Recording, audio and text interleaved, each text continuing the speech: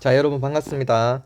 교과서 122페이지 3단원 생물의 다양성 스스로 최종 점검하기 같이 해보도록 하겠습니다. 자, 개념 짚고 가기 1번 같은 종류의 생물에도 조금씩 다른 특징이 나타나는데 이를 뭐라고 하죠, 여러분? 네, 맞습니다. 변이라고 한다. 그래서 우리가 바지락 껍데기의 모습이 이제 다 비슷해 보이지만 자세히 보면 똑같은 껍질이 이제 모양이 하나도 없다고 했죠. 그리고 얼룩말 같은 경우도 이제 얼룩 무늬를 자세히 관찰하면 이제 모든 얼룩말의 무늬가 이제 다 다른 거를 알 수 있습니다. 자, 두 번째, 변이를 지닌 생물이 자, 환경이 되겠죠. 환경에 적응하는 과정이 오랜 세월 동안 반복된 결과 생물이 다양해졌다. 그래서 우리가 갈라파고스 제도에 가면 이제 10개가 넘는 이런 섬들이, 크고 작은 섬들이 있는데 그 섬들이 다 환경이 다릅니다, 여러분. 그래서 이제 잎이 낮은 식물이 많은 환경에서는 목이 짧은 갈라파고스 땅거북이가 많이 살고 있고, 그리고 잎이 좀 위에 있는 그런 섬에서는 목이 긴 갈라파고스 거북이가 이제 많이 살고 있는 것을 우리가 알 수 있죠. 자, 3번 어떤 지역에 살고 있는 생물의 다양한 정도를 생물 다양성이라고 하죠. 자, 여러분 같이 우리가 답을 생각하면서 우리가 이때까지 배운 내용을 한번 떠올려 보면서 적어주기 바랍니다. 그래서 생물 다양성 같은 경우는 생물의 개체수가 이제 많은 걸 의미한다기보다 생물 종이 많은 것을 의미한다고 얘기할 수 있습니다. 자, 4번 생물을 분류할 때는 먼저 분류 기준을 정해야겠죠. 분류 기준. 어떻게 분류를 할 것인지 이제 정하는 것을 우리가 분류 기준이라고 합니다. 5번 생물을 분류하는 기본 단위는 제일 기본 단위가 뭐였죠, 여러분? 우리가 이걸 한번 외우자고 했었죠. 종속, 과목, 강문계. 그래서 제일 기본 단위가 종이고 가장 큰 단위가 개가 되겠죠, 여러분. 개.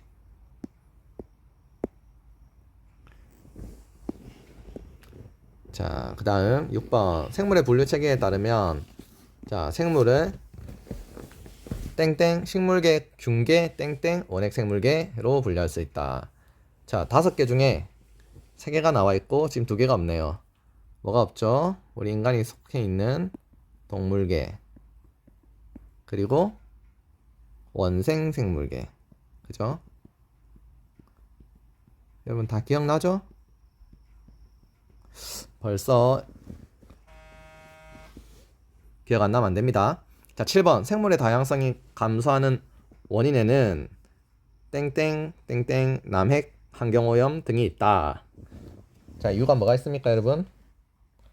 일단 서식지 파괴가 있겠죠. 그리고 외래종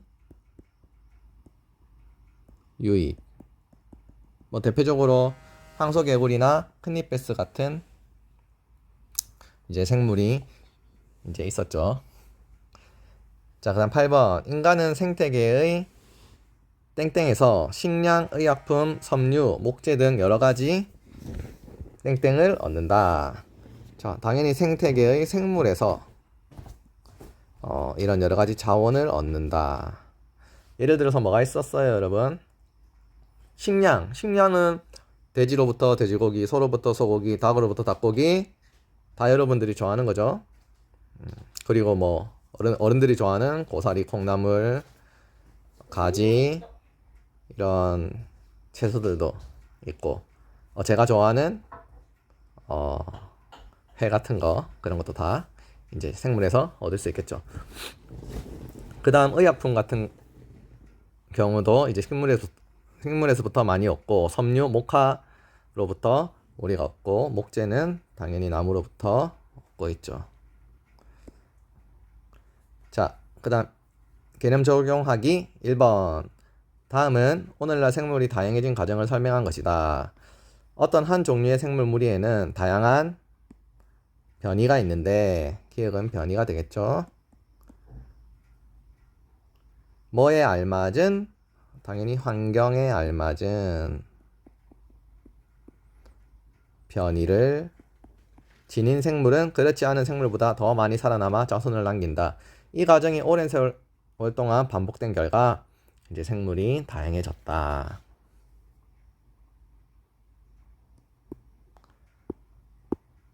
자, 그 다음 2번입니다. 생물 분류에 대한 설명으로 옳은 것을 보기에서 모두 고른 것은 q. 광합성 여부나 유전자는 과학적인 생물 분류 기준이 될 수 있다.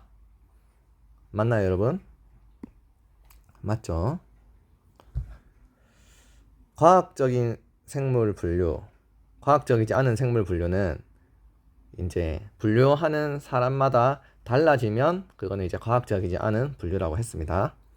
자, 니은 생물을 분류하는 목적은 오직 인간이 생물을 경제적으로 이용하기 위해서다. 오직 경제적으로 이해하기 위해서다. 꼭 그렇지는 않죠, 여러분. 우리가 분류하는 목적은 생물을 좀 더 이해하기 쉽게 하기 위해서 우리가 분류를 합니다. 그죠? 디귿 생물을 분류하려면 먼저 생물 고유의 특징을 관찰하여 공통점과 차이점을 찾아야 한다. 생물뿐만 아니라 이제 뭐 어떤 분류에 있어서도 우리가 공통점과 차이점을 가지고 분류를 하게 되겠죠. 답은 4번이 되겠죠. 자, 3번. 그림은 생물 분류 체계를 나타낸 것이다. 분류를 보면 지금 가와 나를 구분하는 기준으로 옳은 것은 원핵 생물계와 원핵 생물계가 아닌 4개, 식물계, 균계, 동물계, 원생 생물계로 나누었습니다. 이 기준이 뭘까요, 여러분? 원핵 생물계가 뭐가 있었습니까, 여러분? 여기에 대장균이라든지 또 뭐가 있죠? 포도상구균, 그죠? 다 기억나죠? 포도상구균, 포도처럼 생긴 균을 말합니다. 우리 뭐 피부 같은 데서 이제 염증을 일으키는 그런 균이었습니다. 뭐 각종 뭐 남세균, 뭐 우리가 알고 있는 막 균들, 세균들이 바로 원핵 생물이었습니다. 특징이 뭐였습니까? 단세포로 이루어져 있는 게 첫 번째 특징이었고 하나의 세포입니다. 그리고 핵이 없는 게 이제 가장 큰 특징이었죠. 핵이 없다. 그러면 나머지 식물계, 균계, 동물계, 원생생물계는 핵이 다 있습니까? 그렇죠. 핵이 다 있습니다. 그러면 몸을 이루는 세포수는 어때요, 여러분? 원핵 생물계는 몸을 이루는 세포수가 하나예요. 근데 원핵 생물계를 제외한 이 4개는 식물계, 균계, 동물계 같은 경우는 우리가 이제 몸을 이루는 세포수가 많겠죠. 하지만 원생 생물계는 아메바랑 뭐가 있었습니까, 여기에? 아메바, 집신벌레. 이런 애들은 세포가 하나였죠. 단세포 생물이었습니다. 그래서 원생 생물계에 있는 애들하고 원핵 생물계에 있는 애들하고 이렇게 몸을 이루는 세포수는 둘 다 하나로 같을 수 있습니다. 그래서 그거는 이제 구분하는 기준이 될 수 없겠죠. 물론 원생 생물계 중에서 여러분 전부 다 단세포 생물은 아닙니다. 미역하고 이런 애들은 뭐였죠? 세포가 많았습니다, 여러분. 맞죠? 세포 많았어요. 다세포 생물입니다. 그래서 답은 5번 하면 안 돼요. 5번 하면 안 되고 4번입니다. 자, 그 다음 3번 했으니까 이제 4번을 보겠습니다.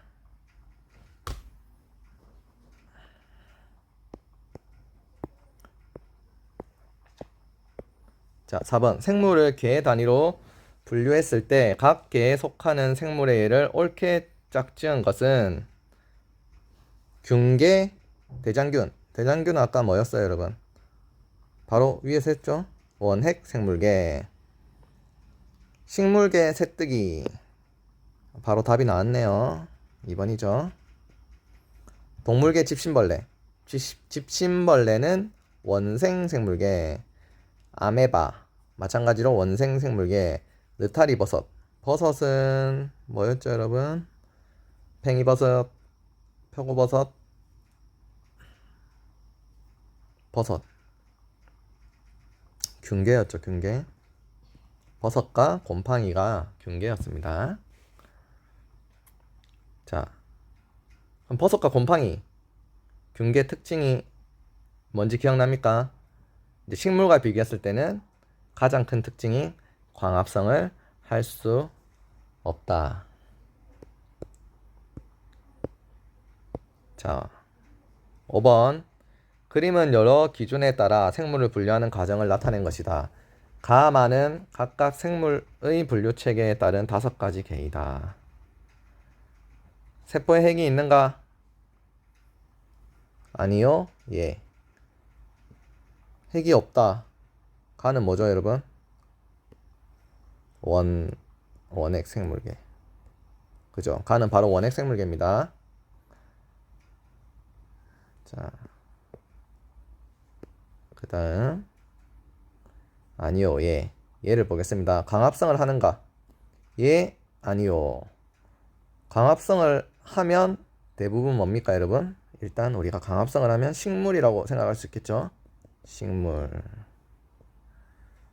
그리고 광합성을 안 하면 뭐가 있습니까? 동물도 있을 거고, 광합성 안 하니까. 그죠? 또 뭐가 있습니까? 균계도 방금 광합성 안 한다 했죠? 동물계, 균계. 그 다음. 여기서 조금 애매한 것도 있어요, 여러분. 원핵 생물계, 동물계, 균계, 식물계로 나누기 애매한 것들을 모아서 우리가 원생 생물계라고 한댔습니다. 그래서 원생 생물계는 여러 가지 특징이 좀 섞여 있어요. 아까 말했듯이 집신벌레나 아메바처럼 세포가 하나인 애들도 있고, 미역처럼 뭐 광합성을 하는 애들도 있고, 그죠? 그래서 하지만 미역은 또 식물하고 비교해서 뿌리 줄기 잎이 잘 구분이 안 되기 때문에 식물이라고 하기도 그렇고, 이런 애들 다 모아놓은 게 원생 생물계였습니다. 자, 그리고 이제 운동성이 있는가? 광합성을 안 하면서 운동성이 없는 거는 나는 균계가 되겠죠. 나는 균계. 그 다음 광합성은 안 하고 운동성은 있어요. 예. 근데 몸이 한 개의 세포로 이루어져 있는가? 예. 라는 뭐가 되겠습니까, 여러분? 아메바. 그죠? 아메바. 집신벌레. 이런 애들이 있겠죠. 아메바랑 집신벌레. 그 다음 몸이 한 개 세포로 이루어져 있는가? 아니요. 자, 광합성은 안 해. 동물계 아니면 균계인데 운동성 있는가? 예. 몸이 한 개의 세포로 이루어진가? 아니요. 동물계가 되겠죠? 다는 동물계. 생각을 잘해야겠네요, 여러분. 자, 그 다음 식물 중에서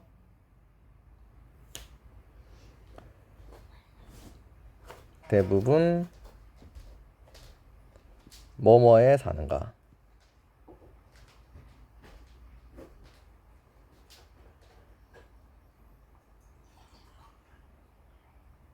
예, 아니요.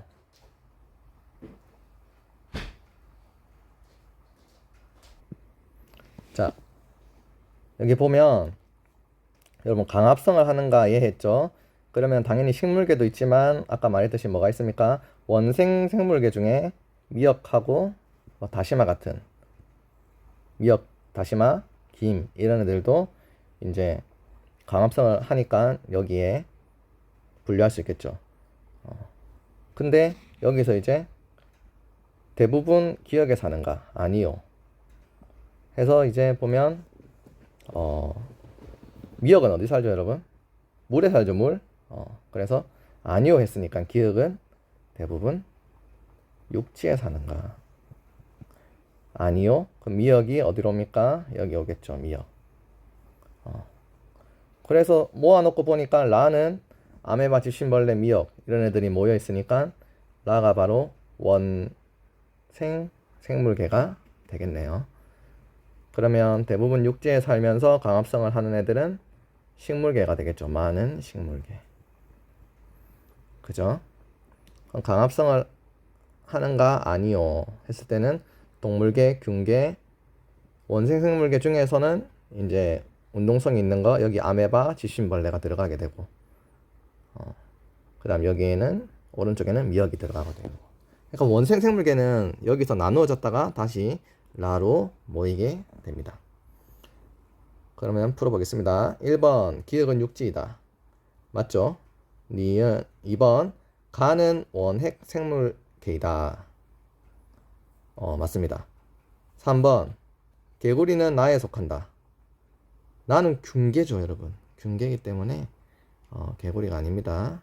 나에는 버섯, 곰팡이.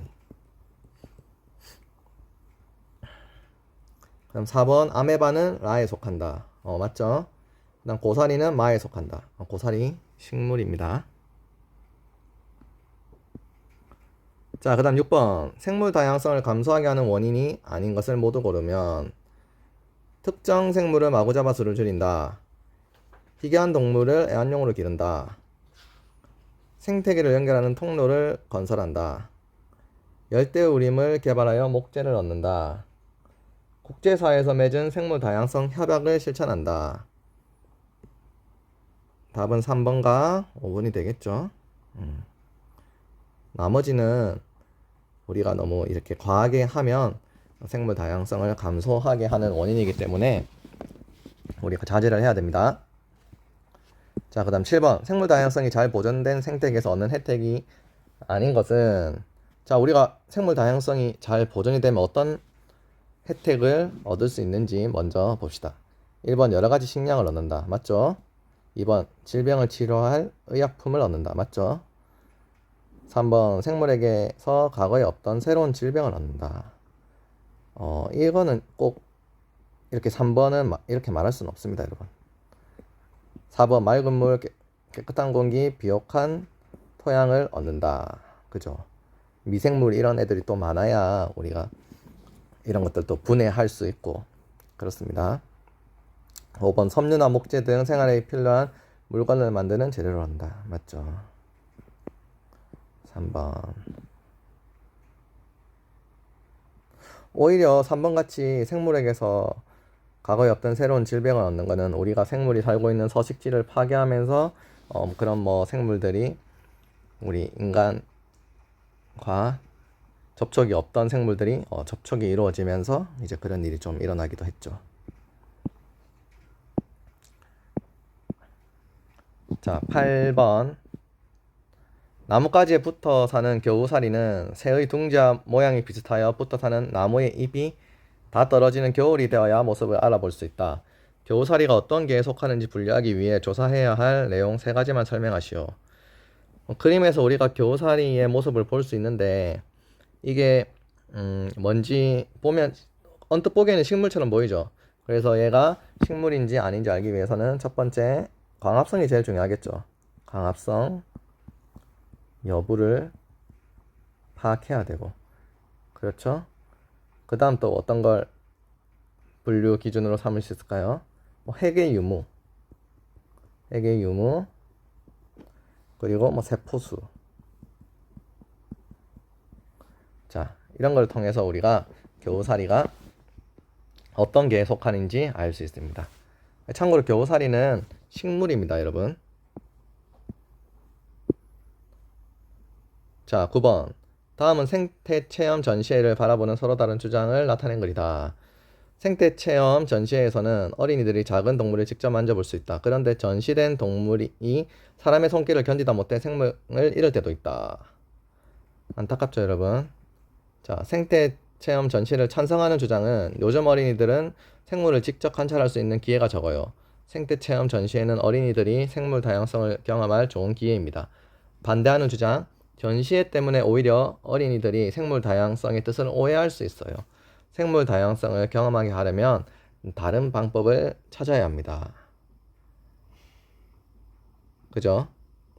꼭 전시회를 가는 것보다 뭐 다른 방법도 있을 수 있죠. 그건 이제 자 1번 생태 체험 전시회를 찬성하는 주장과 반대하는 주장은 각각 어떤 점을 강조하고 있는지 설명하시오. 찬성하는 주장은 당연히 생물 다양성의 소중함을 강조하고 있겠죠.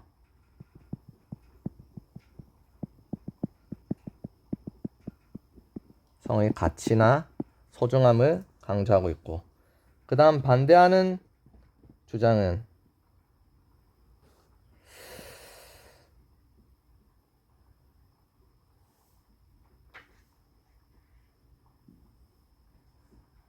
여러분 이게 조금 바뀌었네요. 그쵸? 반대하는 주장이 생물 다양성의 가치를 주장하고 있습니다, 여러분. 그죠? 그리고 찬성하는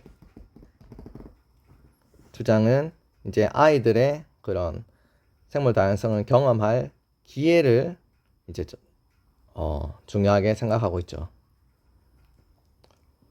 자, 그 다음 2번 생태 체험 전시회에 대한 자신의 생각을 생물 다양성의 가치와 관련하여 설명하시오. 자, 이게 선생님이 이제 여러분한테 내주는 과제입니다. 자, 여기 보면 이제 찬성하는 주장도 있고 반대하는 주장도 있는데 여러분들은 어느 주장이 더 가까운지 자신의 생각을 조금 더 이거보다 더 근거를 들어가지고 여기에는 한 글자 수가 그렇게 많지 않습니다. 여러분은 100자를 채우도록 하세요. 알겠죠? 여러분은 찬성하는 주장을 해도 되고 반대하는 주장을 해도 됩니다. 생태체험 전시회에 여러분들의 경험이나 아니면 여러분들의 생각을 바탕으로 지금 이 2번은 과제입니다, 여러분. 과제방에 올려야 됩니다. 100자 이상. 100자 이상이에요, 여러분. 알겠죠? 100자 이상 해서 여러분들 과제방에 올려주시기 바랍니다. 자, 빨리 남은 시간 여러분 근거와 생각을 정리해서 과제방에서 과제를 하기 바랍니다. 수고하셨습니다.